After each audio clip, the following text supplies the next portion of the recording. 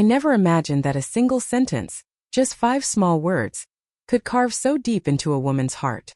Yet when my daughter-in-law Jenna looked me straight in the eyes and said, "Mom, you're useless," it was as if the decades I had spent holding my family together were swept away like dust from an old porch. It is a strange hollow ache to feel invisible inside the very home you built with your own hands. And stranger still to realize that someone you welcomed into your life, someone your son loves, sees you not as a person, but as an obstacle to be cleared. My name is Margaret Holloway. I have lived on the same patch of land in Wichita Falls, Texas, for almost 3 decades. Long enough for my knees to remember each wooden stair, long enough for the floorboards to know the rhythms of my life. This house has endured storms, heartbreaks, laughter, quiet nights of stitching fabric under lamplight, and loud mornings of feeding a young boy who always wanted seconds. I built a small sewing business in the back room during the years after my husband died far too early. The room still smells faintly of cotton thread, and the lavender oil I used to dab onto my wrists to steady my nerves when life felt heavier than I wanted to admit. For years, my son Daniel was my whole reason for pressing forward day after day. I worked until my fingers cramped, repairing uniforms, hemming dresses, tailoring old suits to look new, anything to keep us afloat. He would sit beside me on the floor as a child, stacking fabric scraps into little towers and knocking them over with squeals of delight. I used to think that if love had a physical form, it would look like those bright scraps tumbling everywhere. Chaotic, colorful, impossible to control, always filling the room. My boy grew into a gentle, steady man. Quick to smile, slower to anger, shaped by the hardships we endured together.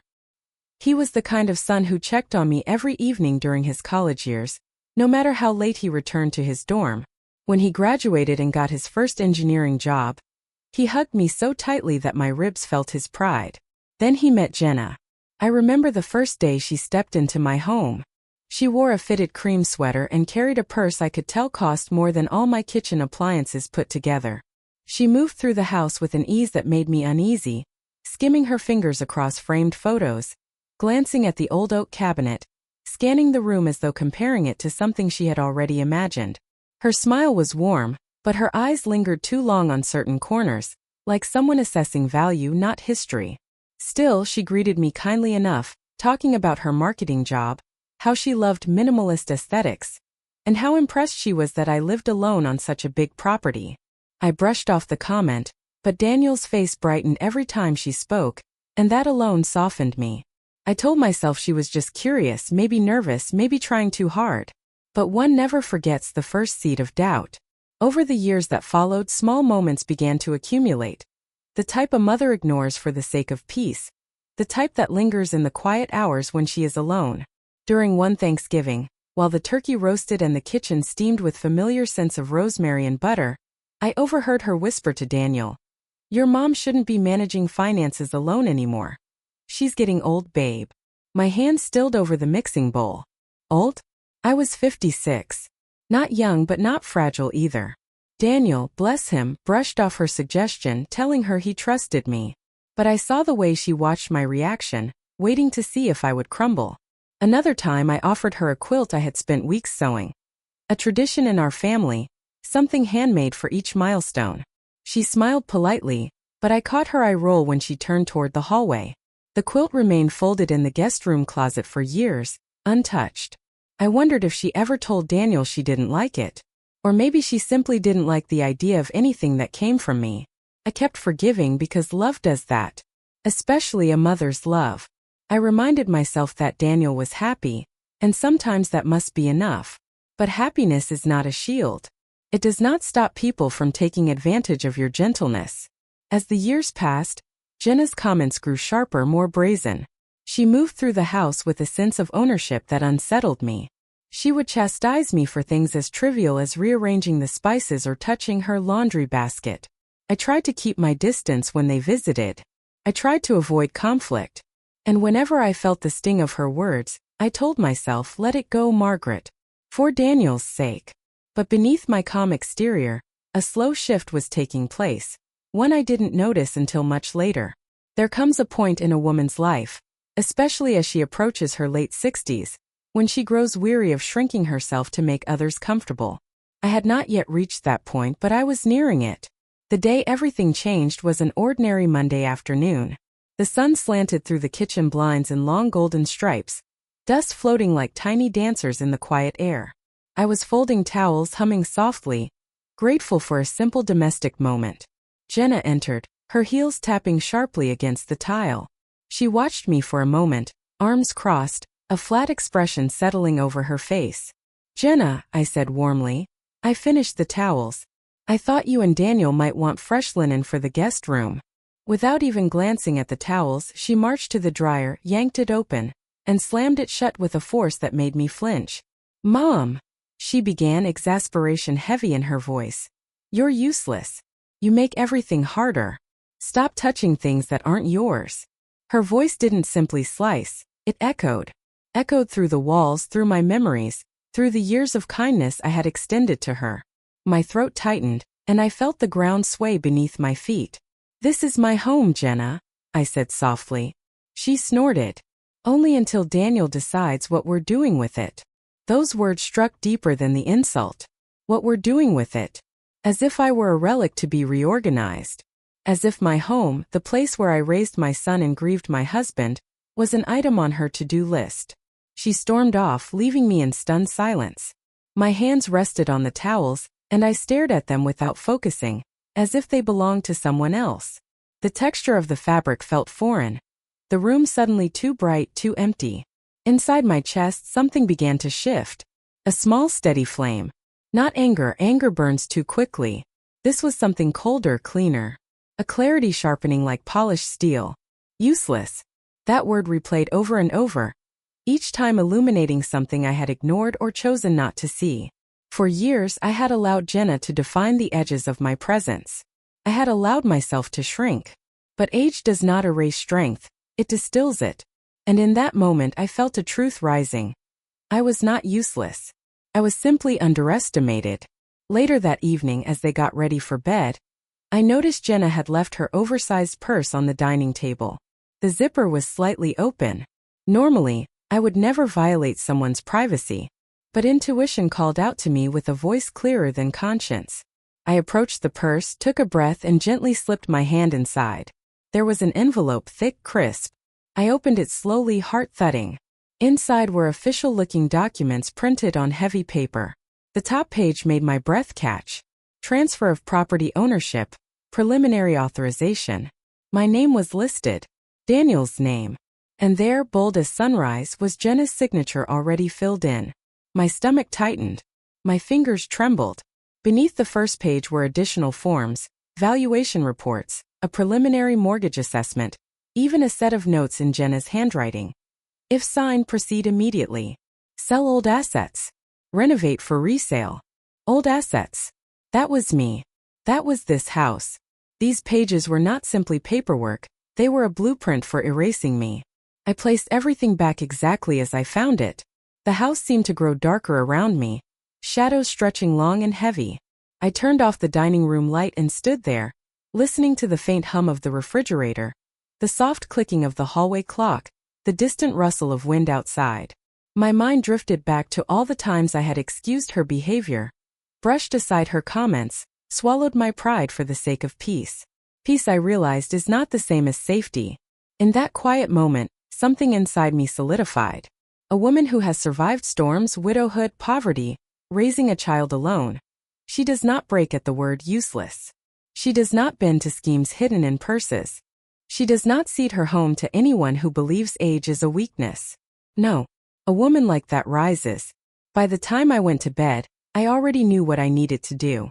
This was no longer about a single insult or even about property. This was about dignity, autonomy, survival. About reclaiming the parts of myself I had allowed others to dim. Jenna believed I was fragile, unaware, easy to manipulate. She believed age made me blind, but she had no idea how clearly I could see. Nor could she imagine what would happen 7 days later, when the truth she tried so hard to hide would unravel, and she would find herself kneeling before the woman she once dismissed.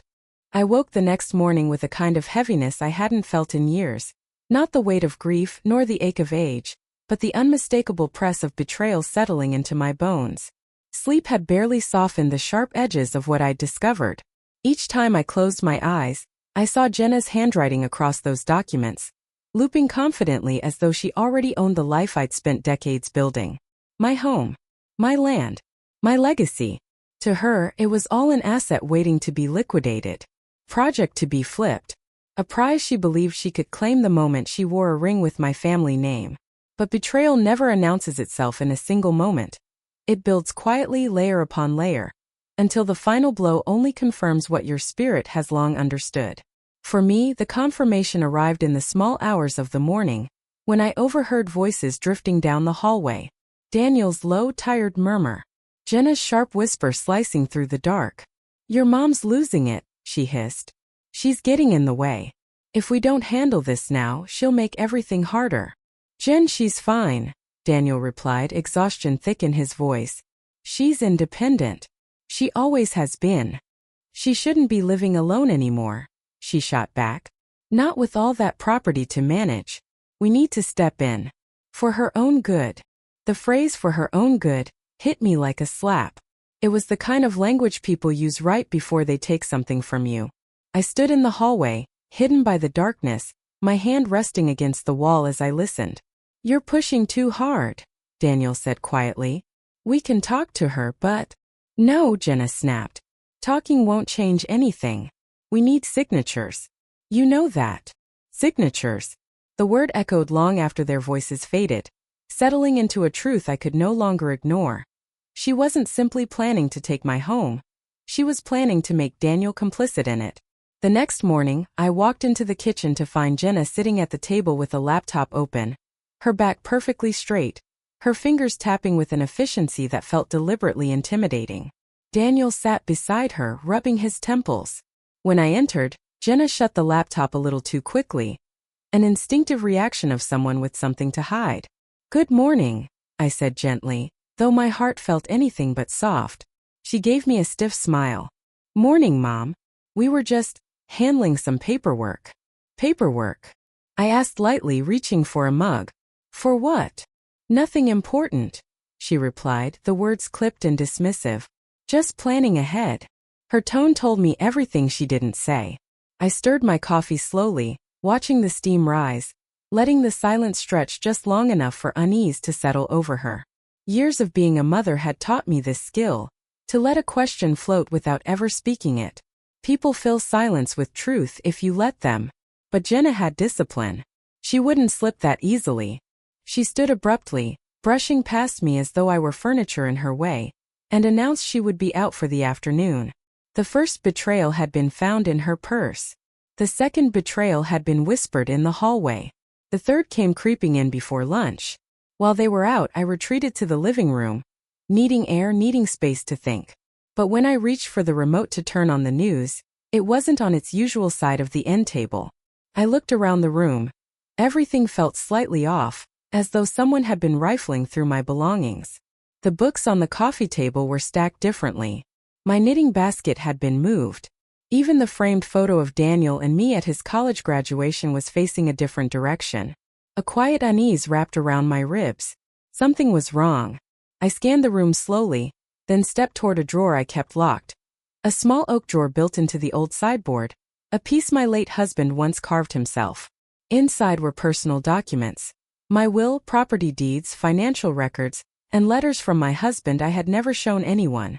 I kept the key in a hidden pocket sewn into the lining of the sideboard, a trick only someone who sewed professionally would think to use. When I reached inside the lining, the pocket felt emptier. My fingers brushed fabric, then air. The key was gone. My stomach tightened. I opened the drawer anyway, gripping the handle. Locked. Of course it was locked. But someone had tried to find a way in, had searched the living room to locate that key. Jenna had gone through my home with the quiet confidence of someone who believed herself entitled to every inch of it. The invasion felt intimate, violating. My breath trembled as I steadied myself on the sideboard. That was betrayal number 3. Not loud, not spoken, but subtle, insidious, and deeply revealing. I spent the rest of the afternoon replaying every moment of the past week, every strange comment, every odd look, every quiet conversation I wasn't meant to hear. Betrayal has a way of rearranging your memories, showing you patterns you missed while you were trying too hard to love someone who never intended to love you back. By the time Daniel and Jenna returned, I felt a kind of clarity settling into me. Women my age are often underestimated, dismissed, treated as though our minds have softened or our senses weakened. But age sharpens awareness, it distills intuition. And my intuition told me this wasn't normal pressure or misguided concern. This was strategy, calculated and deliberate. Dinner was quiet that night. Too quiet. Daniel kept glancing at Jenna, who seemed to be waiting for the perfect moment to say something. It arrived the moment I said I planned to renew my homeowner's insurance the next week. You're renewing it? Jenna said sharply, her fork clattering against her plate. Yes, I replied calmly. It's due this month. She exchanged a look with Daniel, an urgent one, the kind that carries unsaid instructions. Then she forced a laugh, brittle as dry twigs. Oh, Mom. You don't need to worry about that anymore. Daniel and I talked about taking over things like the house papers. It's too much for you. Too much. I repeated softly, though the word struck me like a blow. You shouldn't have to deal with complicated documents at your age, she continued. Just let us handle it. It's better that way. She said it sweetly, as if she were offering help. But her eyes gleamed with something else, ownership. Intent. My heartbeat thumped once hard. I appreciate the concern, Jenna, but I've managed my affairs for decades. I'm perfectly capable of renewing insurance. Her smile didn't falter, but her voice tightened. You're being stubborn. We're trying to help. Help was not what she wanted. Help never involves sneaking into drawers or forging property forms. Help does not begin with "you're useless." I set my fork down gently. My affairs are my responsibility. They always have been. She pushed back her chair abruptly and left the table. Daniel sighed, rubbing his forehead, caught between defending me and pacifying her. He had always been the peacekeeper, even when he was a child, caught between wanting to stand up for himself and wanting to avoid conflict entirely. Mama, he said softly, Jenna, she just worries. She thinks I'm old. I finished for him, my voice quiet but firm. And easy to manage. He didn't deny it. That said more than any argument. That night, instead of resting, I sat at the kitchen table long after they had gone to bed. The house felt too large and too silent, as though holding its breath. I lit a small candle, a ritual habit I developed after my husband's passing, a way to ground myself when life became overwhelming. The flame flickered gently, casting warm light across the table, making shadows dance across the wood grain. I thought back to the early years when Daniel would run into the house with scraped knees, when I soothed his tears with a kiss and a slice of honey cornbread. Years when I folded laundry late into the night, hoping the sound of the sewing machine would drown out the fear of not making ends meet. Years when this home was a sanctuary, not a battleground. How had we arrived here? How had kindness turned into caution? How had an outsider grown bold enough to try reshaping my life? Then the phone rang. A late call.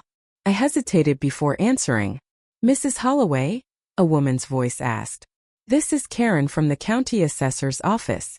I'm just confirming that you requested an updated valuation of your property. My breath caught. I did not. Oh well, we received a digital request from someone listed as part of your household. We just need to verify some things. A valuation request. That was betrayal number 4. And the final one, I needed to understand the full extent of Jenna's intentions. She wasn't simply preparing paperwork. She wasn't simply looking out for me. She was building a legal foundation to justify removing me. I hung up the phone, hands trembling, though not from fear. The tremor came from something deeper, something awakening in me. A resolve. A steadiness. The kind of strength only a lifetime of hardship can produce. I had been passive for too long. I had swallowed too many insults. I had surrendered too much ground. Not anymore. The breaking point wasn't her calling me useless.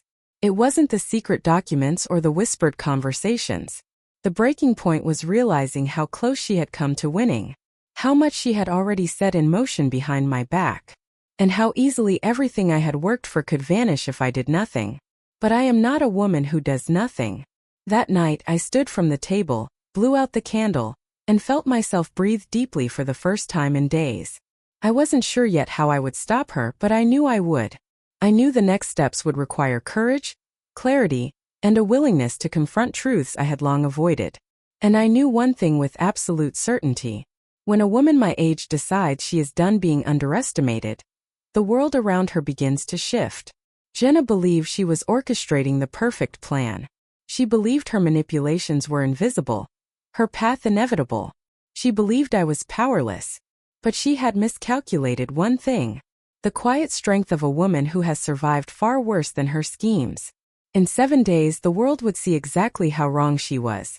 The morning after the assessor's unexpected call, I woke with a steadiness I hadn't felt in years, like a lake turning to glass after a night of storms. There was clarity now, clean and uncompromising. I knew what Jenna had been building behind my back, and I knew that if I didn't act, she would only grow bolder, more reckless, until the life I'd built was no longer mine. Age had weathered me, but it had also sharpened something inside me, something she never bothered to see. I sat at the edge of my bed, running my fingers along the worn quilt my mother made decades ago. The soft cotton squares, faded from years of washing, held memories stitched into every seam. I traced the blue fabric that once came from my father's work shirt and felt a familiar ache of love, loss, endurance. This quilt had kept me warm through the nights I cried after my husband died. It comforted Daniel during childhood fevers. It carried the scent of home long after the world felt unfamiliar. Holding it grounded me, reminded me that I came from a long line of women who survived storms just like this. Women who were dismissed, underestimated, yet quietly unbreakable. For years I'd been telling myself that Jenna's behavior was simply friction between in-laws, that she was adjusting, that maybe I was too sensitive or too protective of Daniel. But now the truth stood naked. She was laying the groundwork to uproot my life, and she had no intention of stopping. I rose from the bed with slow determination, the kind that starts in your bones. The walls of the house seemed to hum around me as I moved through the hallway, the morning light filtering gently through the windows. Everything looked the same as always: my framed wedding photo, the shelf of cookbooks, the vase of dried lavender. Yet nothing felt the same anymore. There comes a moment when a woman decides she can no longer afford to be silent. For me, that moment arrived in the shape of a phone call I hadn't planned to make. I picked up the receiver and stared at it for a long time, weighing what I was about to do. Then, without letting myself hesitate further, I dialed a number I hadn't used in years. When the voice on the other end answered, warm and unmistakably familiar, I felt something inside me soften. "Margaret," the woman said. "Is everything all right?" "It's been a while, Karen," I replied, managing a smile even though she couldn't see it. "I think I might need your help." Karen was more than an old friend. She had been my neighbor and confidant long before life scattered us in different directions. After her divorce, she moved to Dallas and became a legal assistant for an estate attorney. Someone who had experience with exactly the kind of situation I feared I was facing. If anyone could help me understand my options without judgment or panic, it was her. We made plans to meet later that afternoon at a small cafe halfway between our towns. I hung up feeling a strange blend of relief and dread. In the hours before our meeting, I walked through my home with newfound purpose. I checked every drawer, every envelope, every file I had kept tucked away for decades. I looked not just for documents but for anything Jenna might have touched. It didn't take long before I noticed that certain folders had been rearranged, subtly but enough for someone like me to recognize. My late husband's letters, usually kept neatly bound, were stacked unevenly. A few old receipts that I used for tax records were out of order. And then there were the property tax notices, shifted, as though someone had looked for something and put them back in haste. The more I found, the more my chest tightened. This wasn't paranoia. This wasn't imagination. This was intrusion, deliberate and invasive. When I finally finished searching, I tucked several documents into my bag: my will, the deed to the house, my bank statements, anything that could help Karen understand the full picture. Then I stepped outside into the warm Texas afternoon. The drive to the cafe felt longer than usual, each mile stretching out like a timeline of the past 30 years. I passed familiar fields that had turned golden in the late-season sun, the smell of dust and wild grass drifting through the air. There was a bittersweet comfort in the landscape, as though it reminded me that no matter what happened, I had roots deep in this land. Karen was already seated when I arrived. She stood the moment she saw me, her smile wide, her arms open. When she embraced me, I felt a surge of relief so sudden it nearly buckled my knees. "Oh, Margaret," she murmured, squeezing my arms gently. "You look like you've been carrying the world." I managed a quiet laugh. Some days it feels exactly like that. We ordered coffee, and once we were settled, she leaned forward, her expression soft but attentive. "Tell me everything." I did.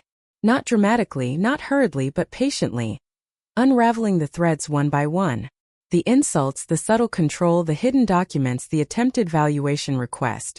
Karen listened without interrupting, though her brows knitted tighter with each detail. When I finished, she exhaled slowly. "You're right to be concerned," she said. "This isn't just meddling. It's a pattern, coercive and strategic. She's laying a paper trail." She paused, choosing her words carefully. "But you're not powerless, Margaret. You're the legal owner of everything she's trying to manipulate." I nodded, though my hands trembled slightly around my mug. "I know. But Daniel, he doesn't see it." "Children rarely do," she replied gently. "Especially when they're trying to keep peace in their marriage. But this isn't about peace. It's about preservation, your preservation." She asked to see the documents I brought. I slid them across the table, watching as she examined each page with practiced attention. Her eyes sharpened when she reached the deed. "This is in your name alone," she said. "Completely. Unless you sign something voluntarily, no one, not Daniel, not Jenna, can transfer or sell anything." Then she lifted her gaze to mine. "Have you told anyone else what's going on?" "No," I admitted. "Not yet. You need a witness," she said. "Someone outside the situation who can verify that you're aware, capable, and acting of your own free will. If this escalates, and I believe it will, you'll want documentation to prove your capacity and intentions." I swallowed hard. "So what should I do?" "For now." She gave a small, steady smile. "You prepare." We spent the next hour outlining a quiet strategy. I would start by organizing all my legal documents and securing them in a place Jenna could never access. I would also write a dated statement describing the incidents that had occurred. Insults, attempts to access private files, the suspicious paperwork. Karen would help me notarize it once it was complete. As we talked, I felt something shift within me, not fear but empowerment. The kind of empowerment that comes when you realize you're not alone. When someone believes your instincts, when someone validates the truth you've been carrying. After Karen left, I lingered at the cafe, sipping the last of my coffee. The sun dipped lower in the sky, casting a warm glow across the parking lot. I breathed deeply, letting the scent of roasted beans and baked pastries soothe my nerves. It was the first peaceful moment I had allowed myself in days. But peace I knew was temporary. When I returned home, the quiet inside the house was thick and unnatural. Jenna and Daniel were out, but their absence felt heavy, as if their intentions lingered even in the still air. I set my bag down gently on the counter and took a moment to steady myself. Then I began my ritual. A habit I developed years ago whenever life felt unsteady. I lit a small candle and placed it on the kitchen table. Its soft flame cast a gentle glow across the room, warming the old wood, making the shadows dance. I breathed in the faint scent of vanilla, letting it anchor me. This time, though, I added something new. I retrieved an old photograph from the drawer, one of my favorites. It showed Daniel as a little boy, sitting on his father's shoulders, both laughing at something that must have felt enormous at the time but was lost to memory now. I set the photo beside the candle. "Help me stay strong," I whispered, though I wasn't sure who I was speaking to, my husband, my younger self, or the woman I needed to become. There is something sacred in moments like that. Something grounding. Something almost transformative.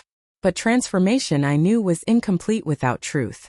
I reached inside my bag and pulled out a small notebook. It had a deep emerald cover worn at the edges. I opened to a fresh page and began writing. Every detail, every word, every instance of disrespect, every invasion of privacy, every sign of Jenna's intentions. The pen moved quickly across the paper, as though my hand had been waiting to release all of this. But the moment I finished writing the last line, I heard a sound behind me. The unmistakable creak of the front door opening. My heart lurched. I closed the notebook quickly, sliding it beneath a stack of old magazines. When I turned, Jenna was standing just inside the doorway, her eyes sharp, her posture tense. "You're home early," I said, forcing calm into my voice. She didn't reply immediately. She looked around the kitchen, taking in the candle, the photo, the magazines. Her gaze lingered on my bag longer than I was comfortable with. Then she smiled. A smile that didn't reach her eyes. "Daniel and I were talking," she said softly, stepping further inside. "And we think it's time to make some decisions about the house." Something electric crackled through the air.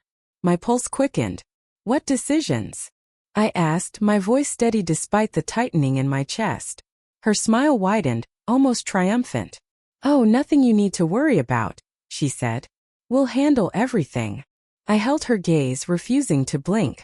And that was when I realized the truth with absolute clarity. She believed she had already won. But she had no idea what I had done that day. No idea who I had met. No idea what evidence I now held. No idea that every step she took was about to be mirrored by mine. The storm was coming. And she didn't even see the clouds gathering. In the days that followed Jenna's thinly veiled announcement about handling everything, the air inside my home shifted in ways only a woman who has survived a lifetime of storms can sense. It grew tense, not openly hostile, not confrontational, but charged with a quiet calculation. Jenna moved through the rooms with a sharper gaze, as if mentally cataloging what would soon belong to her. Daniel seemed unaware, caught somewhere between exhaustion and denial, and I felt myself preparing, not in fear, but with a calm resolve that surprised even me. I spent those days gathering what Karen advised. Documents, letters, receipts, copies of every financial statement, proof of ownership. I updated my will, dated it, signed it, and placed it into a folder that I would soon have notarized. I wrote a new statement, every detail of her behavior, every attempt to access my personal files, every comment she'd made to undermine my place in my own home. When I read back the pages, they felt heavy with truth but steady, as though each word was reclaiming something she thought she had already taken. But preparing is one thing. Reality arriving at your doorstep is another. It was the fourth evening since I met Karen when the phone rang, an unfamiliar number flashing across the screen. I almost didn't answer, but instinct tugged at me, urging me to lift the receiver. "Mrs. Holloway?" a man's voice asked. "This is Mr. Whitman from Lone Star Community Bank. I'm calling to confirm the scheduled meeting about the home equity line of credit for your property tomorrow at 9 a.m. A cold wave washed over me, settling like frost across my skin. "I scheduled no such meeting," I replied, each word measured. There was a pause, brief but telling. "Oh, my apologies. The appointment was made by, let me check, by your daughter-in-law. She stated she was acting with your full consent." My stomach tightened. Jenna had taken her scheme a step further. This wasn't a valuation. This wasn't casual paperwork. She had scheduled a meeting to use my home, my life's work, as collateral.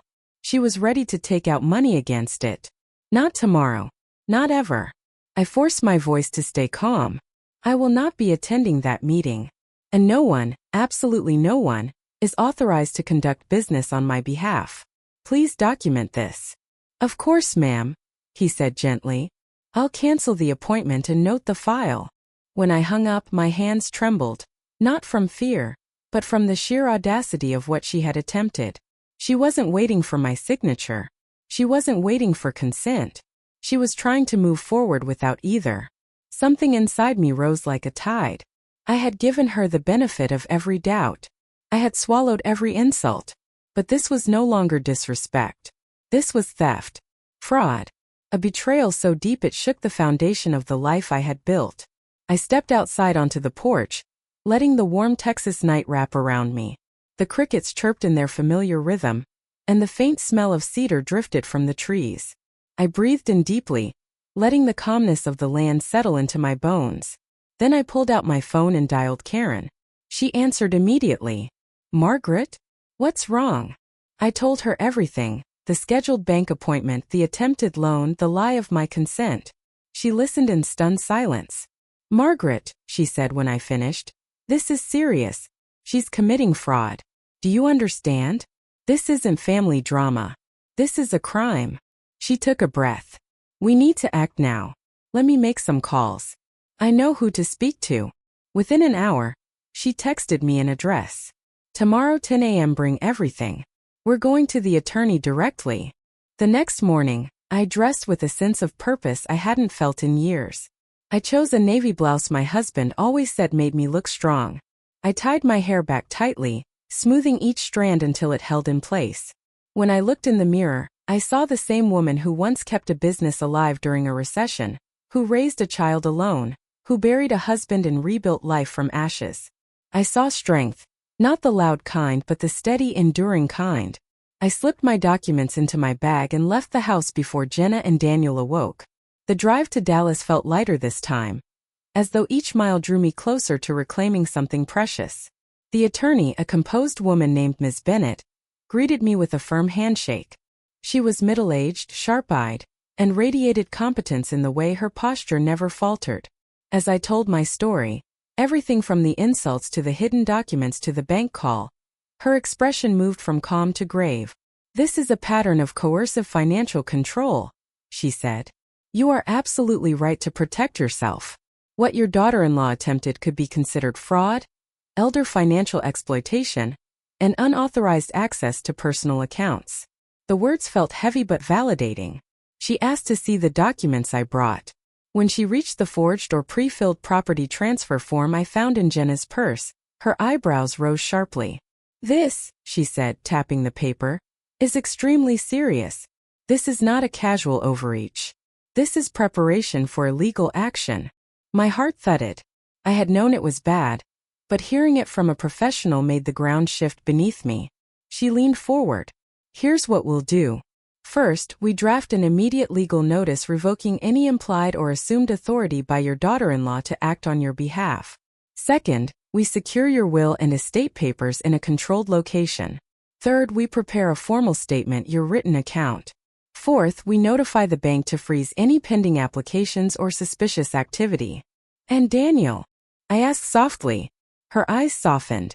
"That's something you'll have to decide. But once this comes to light, he will have no choice but to see the truth." I left her office with new documents, new protections, and a sense of power I hadn't felt in decades. It was not vindictive. It was not vengeful. It was the quiet certainty that I would no longer be a passive participant in my own life. But as strong as I felt, nothing could have prepared me for what awaited me back home. I arrived at the house around mid-afternoon. The moment I stepped inside, I felt the tension like a physical force pressing against my chest. Jenna was pacing the living room, her movements sharp and jittery. When she spotted me, her eyes narrowed. "Where were you?" she demanded. I removed my coat slowly, choosing each movement with purpose. "I had an appointment." "With who?" she snapped. "You didn't say anything." I met her gaze evenly. "I'm not required to update you about my schedule." Her nostrils flared. "Well, you should have been here. The bank called. They said the appointment was canceled."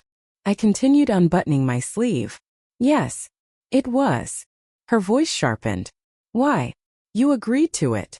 "I agreed to nothing," I said calmly. She froze, understanding flickering in her eyes. Then her voice pitched upward. "You're lying. The banker must have misunderstood. You're confused. I'm perfectly clear," I interrupted. "Clearer than I've been in years." She stepped forward, anger breaking through her composure. "Daniel and I are trying to help you. You can't handle this house anymore. You need us to take over." "No," I said quietly. "What I need is honesty. What I need is respect. What I need is for you to stop trying to steal what doesn't belong to you." Her face went pale. "Steal? Are you insane?" I reached into my bag, pulled out the paper she tucked into her purse, the property transfer form, and set it gently on the table between us. Her eyes dropped to it. Her throat bobbed as she swallowed. Her hands curled into fists. That's old. I was just preparing." I asked. "Without my knowledge? Without my consent?" She tried to speak, but the words tangled. I felt calm, eerily calm. The kind of calm that settles over you when fear finally burns itself into clarity. Daniel entered the room then, drawn by the raised voices. He looked from me to Jenna, confusion tightening his features. "What's going on?" he asked. I didn't speak. Instead, I slid the document toward him.